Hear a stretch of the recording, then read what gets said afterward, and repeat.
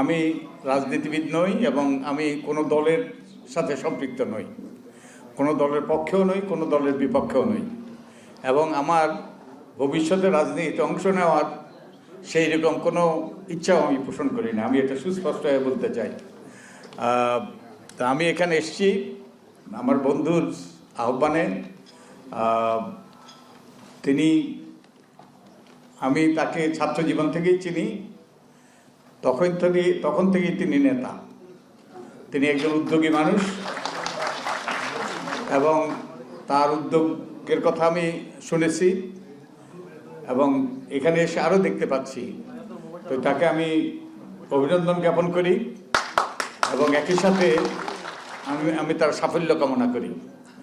একটা কথা এখানে বারবার বলা হয়েছে যে আমার পক্ষ থেকে সহায়তা করার, অবশ্যই আমি আমার পক্ষ থেকে সহায়তা করব, কিন্তু একটা কথা সুস্পষ্ট হওয়া দরকার, আমি এই সরকারের অংশ নই, আমার কোনো সরকারি ক্ষমতা নেই। আমি যে কাজটা করেছি নির্বাচনী ব্যবস্থা সংস্কারের ব্যাপারে, সেটা সম্পূর্ণ স্বেচ্ছাশ্রমের ভিত্তিতে করেছি। একজন নাগরিক হিসাবে নাগরিক অবস্থান থেকে এই গুরু দায়িত্ব আমার উপর অর্পণ করেছে। আমাদের সর্বোচ্চ বিকাশ হলে মানুষের উন্নয়ন হয়, তার মানে মানুষের আত্মশক্তি প্রণয়ন করেছি। আমি এখানে কিছু কিছু সাংবাদিক বন্ধুর থেকে শুনেছি তারা আমার থেকে ওই সম্পর্কে কথা শুনতে চায়, কিন্তু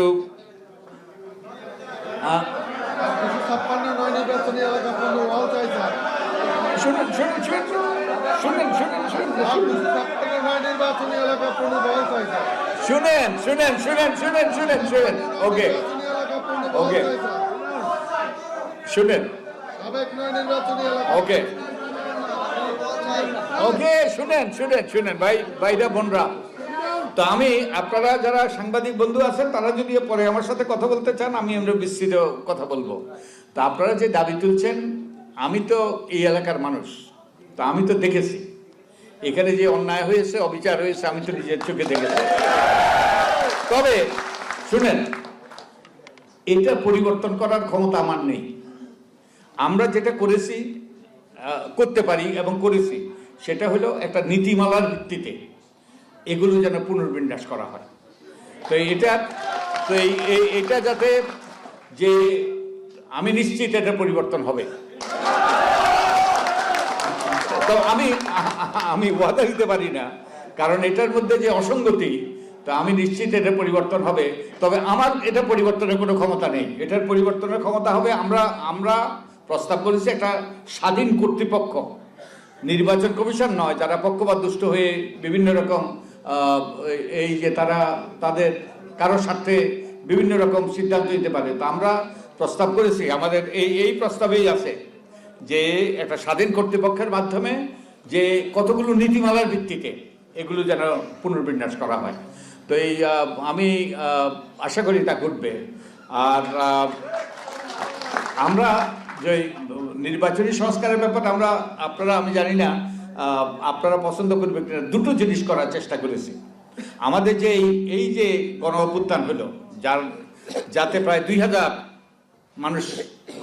মানুষের প্রাণহানি ঘটল এবং 25-30 হাজার ব্যক্তি আহত হইল এবং অনেকগুলো ব্যক্তি তাদের চোখ হারিয়েছে, গুরুতরভাবে আহত।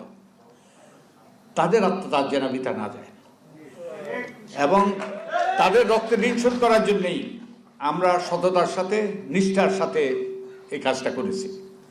এবং আমাদের কাজগুলোর অনেকগুলো বিষয় আমরা প্রায় 150টা সুপারিশ করেছি। তো দুটো ক্ষেত্রে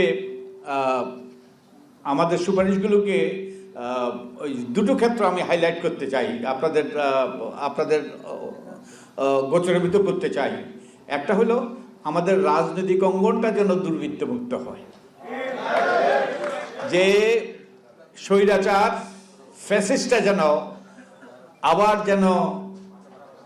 ফিরে এসে আমাদের ওই সংসদে তার আসন নিতে না পারে। বস্তুত আমার অফিসটা হলো সংসদ ভবনে। আপনারা নিশ্চয়ই কেউ সংসদ ভবনে গিয়েছেন, জানেন এই সংসদ ভবনটা কত বিখ্যাত। এটা পৃথিবী বিখ্যাত। এটা আর্কিটেকচারাল মনুমেন্ট। লুই কান বলে এক ভদ্রলোক এটা ডিজাইন করেছে এবং পৃথিবীর থেকে বহু লোক আসে এটা দেখার জন্য। যারাই বাংলাদেশে আসে তারা এসে দেখতে চায়। তো আমরা যখন এই আপনাদের মতো ওই যে বিভিন্ন এলাকার মানুষ আমরা তাদের সাথে মত বিনিময় করার জন্য আমরা ডেকেছি, তখন তারা হতবাক হয়ে গিয়েছে, এই সুন্দর বিল্ডিং। এবং আপনারা যদি যান ওই যে পিছন দিয়ে ওই যে পানি আছে, যে যে একটা ওই যে লেকের মতো করেছে, ওখান থেকে যদি পিছন থেকে দেখেন অসাধারণ দৃশ্য। তো তারা আমাকে ম্যান্ডেট দিয়ে গিয়েছে গ্রামের মানুষগুলো, যে এই সুন্দর বিল্ডিংটাতে কোনো কুৎসিত লোক যেন আবার প্রবেশ করতে না। ওটাই আমাদের ম্যান্ডেট, ওই ম্যান্ডেটটাই আমরা পালন করার চেষ্টা করেছি ওটা। তো এই আমাদের নির্বাচনে যারা অংশগ্রহণ করবে তাদের যোগ্যতা অযোগ্যতার ব্যাপারে আমরা অনেকগুলো সুপারিশ দিয়েছি, যাতে ওই কুৎসিত লোকগুলো যেন ওই রুমে ওই সুন্দর ইমারতটাতে, সুন্দর বিল্ডিংটাতে প্রবেশ করতে পারে। আমার অফিসটা হলো একজন ব্যক্তির অফিস, যে প্রধান কুৎসিততম ব্যক্তির মধ্যে একজন ছিল দুর্ভাগ্যবশত। তার রুমে নাকি সেই 5ই অগাস্ট সেই টাকা পাওয়া গেছে, বন্দুক পাওয়া গিয়েছে, তারপরে আরো কি সব এমন কিছু নাই যেটা পাওয়া যায়নি। তারপরে ওই কুৎসিততম ব্যক্তিদেরকে দূরে রাখার সেই জন্য আমরা অনেকগুলো সুপারিশ করেছি। আশা করি যে সরকার এবং রাজনৈতিক দলগুলো এগুলো গ্রহণ করবে, তার মাধ্যমে আমাদের জন্য একটা সুন্দর ভবিষ্যৎ দিকে আমরা যেতে পারবো।